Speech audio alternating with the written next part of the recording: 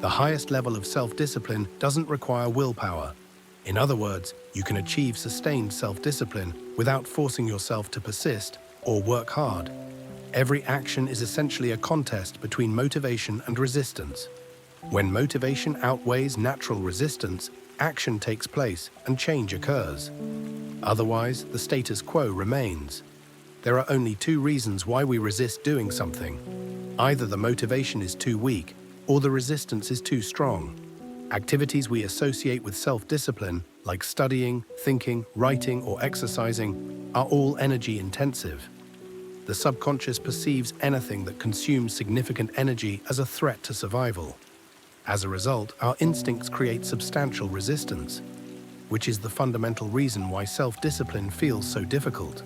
For instance, sticking to daily exercise is challenging, but if someone offered you $1 million to run 30 minutes daily for a month, almost everyone would manage to do it. Failing at self-discipline isn't about weak willpower, a lack of perseverance, laziness, or indulgence. The root cause lies in not having strong enough motivation to overcome instinctual resistance, not finding meaning in your efforts, or being uncertain about the rewards of your work. In fact, discussing how to be self-disciplined is a pseudo-proposition. Self-discipline is not a goal, nor a performance of self-imposed effort. It is merely an external state that naturally emerges in the process of achieving one's goals. To truly reach this state, the most efficient approach is to enhance and uncover your intrinsic motivation. How can you cultivate a continuous source of intrinsic motivation? The answer is simple: establish a feedback loop system. This provides consistent motivation for action. Desire for a grand goal alone isn't enough. You also need the joy of solving problems along the way, the accomplishment from positive feedback, and the pleasure of making incremental progress. So how do you do this? Step 1. Identify your deepest desires. Ask yourself 3 questions. What is my goal in doing this? What results do I want to achieve?